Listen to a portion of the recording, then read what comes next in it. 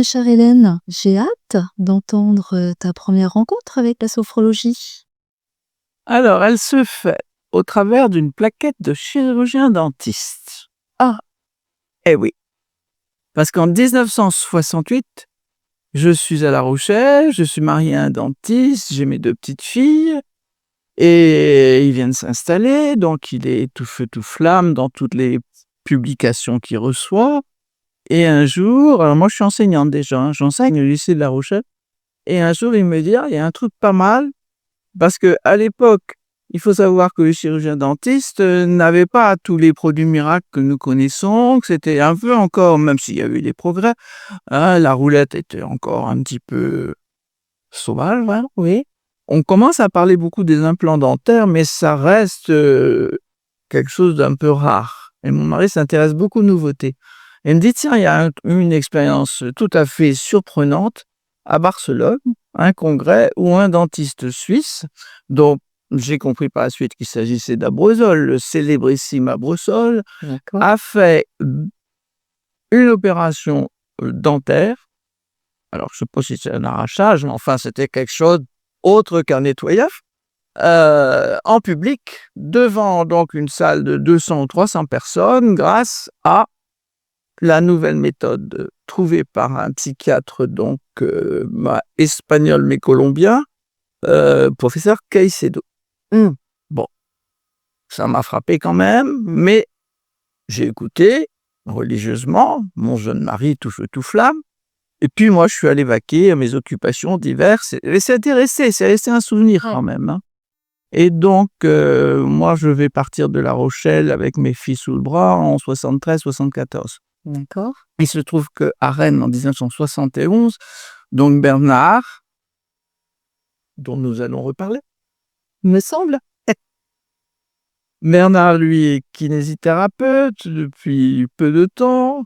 Il a 2 petites jumelles, il s'intéresse à tout ce qui peut, améliorer, lui apporter des compléments et puis il est pris à un moment d'une sciatique paralysante, il se dit: «Ah oui, kiné avec des poids, Ouais. quelquefois quand même, on va dire variables». Mmh. Il se rend compte qu'il lui faut d'autres outils Beh, et il entend parler à une réunion entre kinés de Abreuzel, ouais. qui se trouve être à Saint-Malo, fait une formation. Donc Bernard, n'écoutant que son grand cœur et son énergie, il file à Saint-Malo faire sa première formation en sophrologie en 71-72. Heu Et alors ça va s'enchaîner pour lui, hein. Ça va être, il file à Barcelone, bien entendu, il écoute Caicedo et puis, il file à la SSO ou qui est donc la Société de sophrologie de l'Ouest, D'accord. qui a été, initiée par Marcel Cobet et où on commence à voir apparaître, enfin on apparaît beaucoup, Maïssou Robert Dantec, dont je vous reparlerai parce que Maïssou c'est quand même quelqu'un de très important et Gwen Le Squeuzec. Bon, Bernard, fait partie de la Bogota de la société. Bon alors Bernard est un gars du Nord. C'est-à-dire que l'âme bretonne pour lui, c'est un peu quand même du flou tout ça, hein. Les Corrigans dans la lande, bon. Donc ça ne fonctionne pas trop bien, mais il s'intéresse et Marcel Cobet lui dit: «Mais écoute, ça serait bien d'abord que tu reprennes la SSO et que tu fasses une formation». Donc en 81, il commence avec quelques confrères intéressés et Catherine Bassereau, fameuse elle aussi, dont on a, beaucoup entendu parler et qui va développer notamment l'obstétrique, en Bretagne. Il y a les premières formations de ce qui s'appelle encore que école de sophrologie, de l'Ouest ou de Rennes, je ne sais pas trop. Et bon, c'est un petit peu en soirée, je sais pas trop le début. Ce que je sais, les 2 filles de Bernard me l'ont raconté encore récemment, c'est que c'est très artisanal, très familial. Les petites plient les imprimés, D'accord. la belle-mère colle les enveloppes, on colle les timbres, on va porter tout ça à la poste, donc ça démarre vraiment, Intergénérationnel. oui, intergénérationnel et surtout là, tout le monde va l'aider et notamment parce qu'il a poussé, parce que tout seul il y avait pas sa 2e épouse, Colette Raymond, qui va être celle qui va lui dire: «Mais si tu fais une formation, si tu vas», qui va chercher à droite et à gauche, les éléments. Donc ça démarre comme ça, en 81. Bon, D'accord. alors moi je suis revenu à Rennes, lui non revenu, les ménages, comme bien des ménages, vacillent et on se retrouve, par hasard donc, en chantant. Ah. Ah ah! Ça Ça t'intrigue, hein? ah bah oui. Ah oui, hein. C'est déjà le souffle, c'est déjà le groupe, c'est déjà des moments de détente, les uns avec les autres. Ma fille me dit: «Maman, tu sais, au collège, il y a une chorale, les parents peuvent venir». «Oh mince», se dit Hélène, qui aime bien enfin donner de la voix, vous pouvez vous en rendre compte. Je suis allé chanter avec ma fille, D'accord. voilà. Et à la chorale, il y a une autre jeune fille, elles ont 13-14 ans, qui dit à son père, je sens que tu es intrigué. Il dit à son père: «Papa, tu sais, on accepte les grandes personnes et on va chanter». Alors on chante de tout, hein, des chants bretons, je vais pas te pousser la chansonnette, je te promets. Les chants bretons, les classiques du festival, on ose, Mozart, je suis très, très bonne dans Mozart. D'accord. Bernard a une voix, mais alors, exceptionnelle, certains d'entre vous l'ont entendu. Et moi, je suis derrière le ténor. Donc ça claironne un peu quand même là-dedans, mais toujours est-il qu'après les répétitions, bah, petit à petit, les filles s'entendent bien, on va prendre un pot. La situation un peu compliquée à la maison fait que quelquefois, bah, j'ai petite restée dîner. Je vais pas vous raconter des détails. Bon, il y a un petit truc. Voilà. Bah, voilà, donc dessus, il y a des moments de flou et des moments difficiles et en fait, on va se marier en 1986. Mmh, Voilà. d'accord. En 86. Je ne sais pas encore comment ça a été décidé, mais Bernard est quelqu'un de très convaincant et tout d'un coup, je me suis retrouvé à la mairie en train de signer les bans. Je me dis: «Ah oui, c'est vrai, ouais, voilà, bon, j'étais marié». Mais certains d'entre vous, alors pas toi, tu l'as plus connu, mais connaissent le pouvoir de conviction et d'entraînement de Bernard Santerre. Donc là, c'est, bah, voilà, on gère, hein, 4 filles. Moi, j'ai un poste complet à l'éducation nationale. Je suis prof en lycée à ce moment-là, c'est pas rien. Lui, il a son cabinet, top, top, top, il fait de la sophro. En week-end, il fait les formations. Les enfants ont entre 14, 15, 16 ans. Oh là! Je représente 4. Oui, D'accord. oui. Donc, bah, le week-end, il est en formation. Moi, j'ai mes copines et 4 filles à la maison. Oh, ça chauffe quelquefois quand même, hein. Je me dis: «Il a trouvé le bon truc quand même, hein, il part en formation là». Bon, point. Mmh, J'assume, d'accord. c'est comme ça, j'assume. Puis je pense que c'est au moment où ce qui va se passer. Il me parle de Sopho, il me Oui, mais comme moi je parle de mes copines, en fait, tu vois? Mais mais ça revient. voilà, ça revient, mais je dis: «Ah oui, j'ai connu du temps du dentiste». Il me dit: «Ah oui, à Brezol», donc voilà, et ça c'est quand même ça tisse un petit peu, mais de manière très légère. Et le déclic pour moi, ça va être une de mes filles. Alors, elle a un de ses contrôles, le bac ou bac blanc. Ah. Et comme elle est très bonne, elle a toujours 18-19 en maths, et puis le truc, elle a un 2, un 3, et Bernard me dit: «Bah, je peux peut-être l'aider». Mmh. Bah, comme on dit, bah, hein, foutu pour foutu, on essaie. Et donc, il va s'occuper d'elle pour, les derniers contrôles, d'ailleurs pour le bac, et là, elle retrouve sa moyenne 18-19.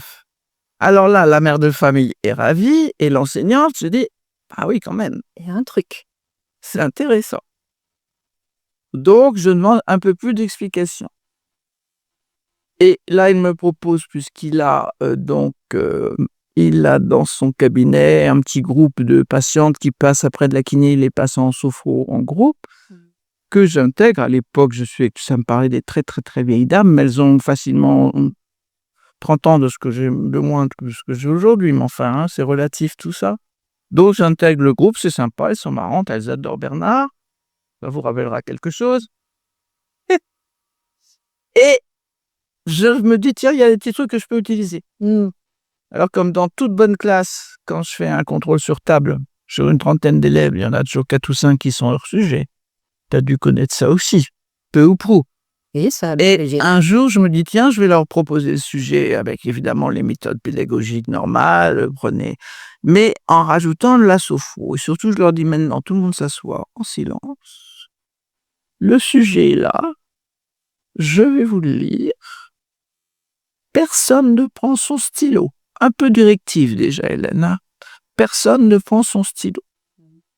On se pose, on respire, on sent ses fesses. Alors quand tu parles de fesses à un groupe d'ados, ça résonne un peu. Ouais. On apprécie de rire et on relit le sujet une 2e fois et je fais ça, ça me prend à peine 3 minutes en début de cours. Ouais. Dès la première fois, plus de hors-sujet. Déjà? Waouh! La pédagogue se dit quand même là, c'est intéressant. Carrément. Bien. J'en parle un peu autour de moi. Il y en a quelques-unes déjà qui ont entendu vaguement parler, mais pour tout le monde, c'est un peu vague. Sophrologie, ça sent un peu le soufre. Souffrance, un peu la douleur. OK. Bien.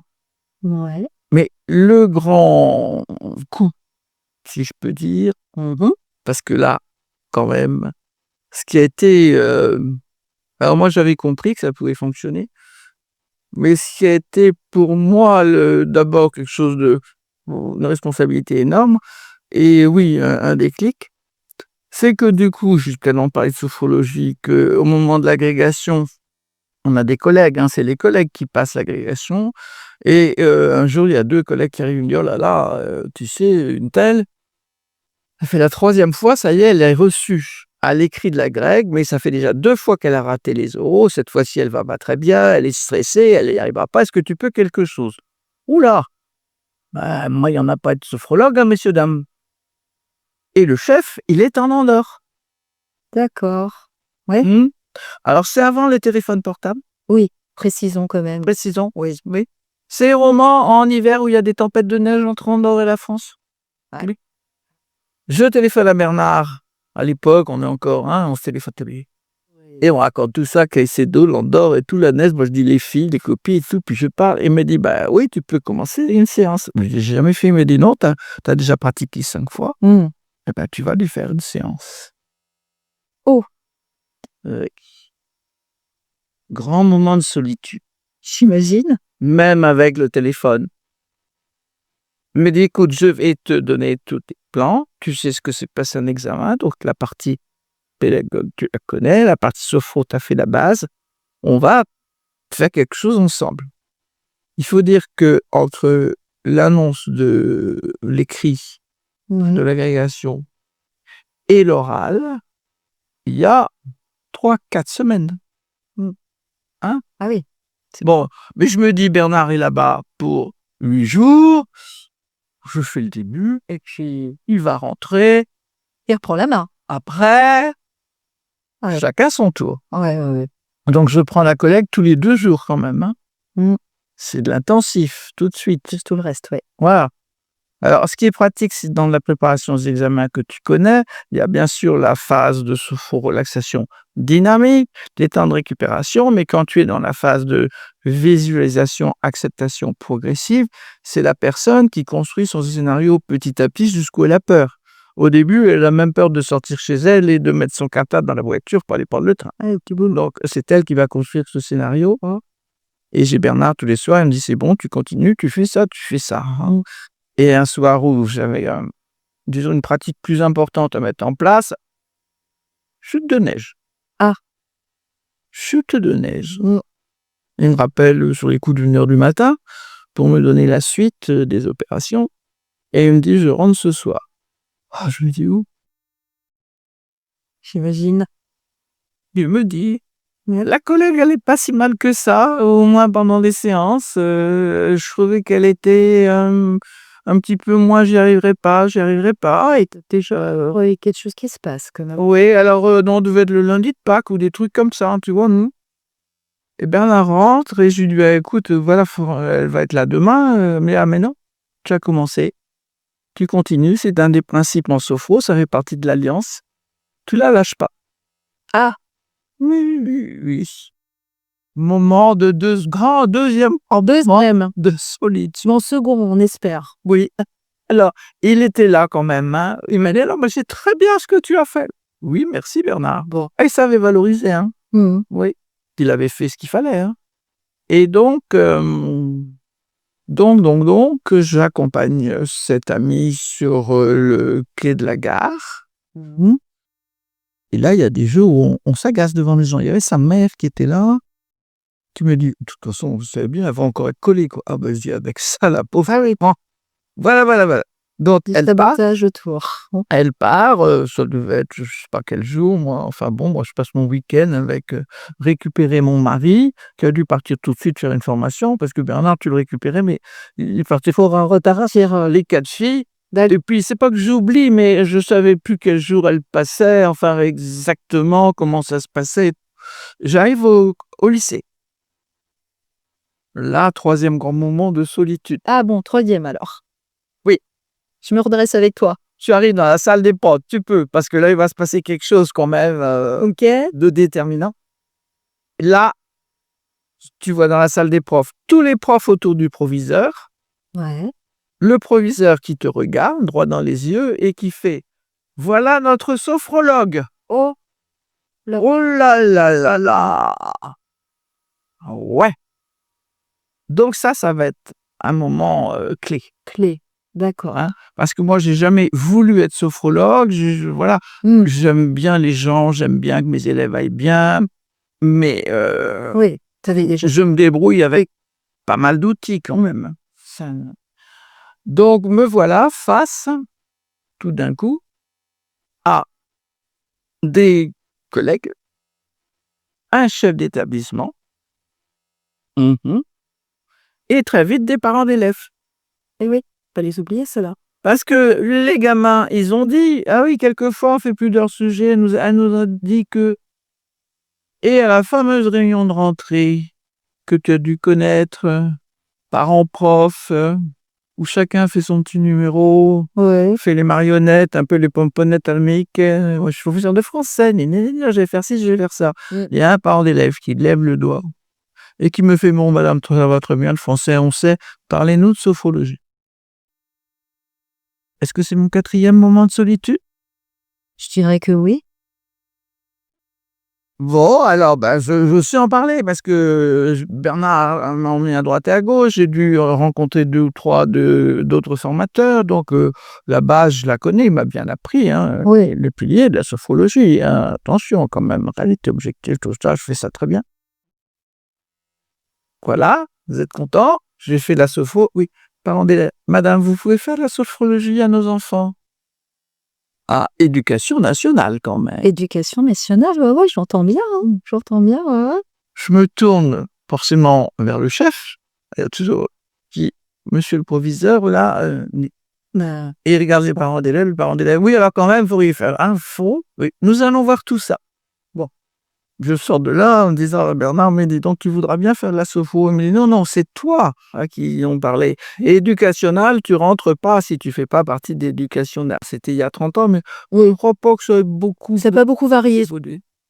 Et ben voilà, les parents ont fait le forcing, le médecin scolaire a donné son aval, le proviseur a donné son aval et à la rentrée, on m'a dit: «Faites un groupe». Puis D'accord. voilà, comme ça, Bernard m'a dit: «Bah non, tu plus qu'à faire une vraie formation». Et voilà la fin de mes débuts, enfin, c'était pas mes débuts en sophro, de mes premières rencontres en sophrologie et ce qui a permis d'aboutir à tout le reste que vous saurez une prochaine fois. Plus tard.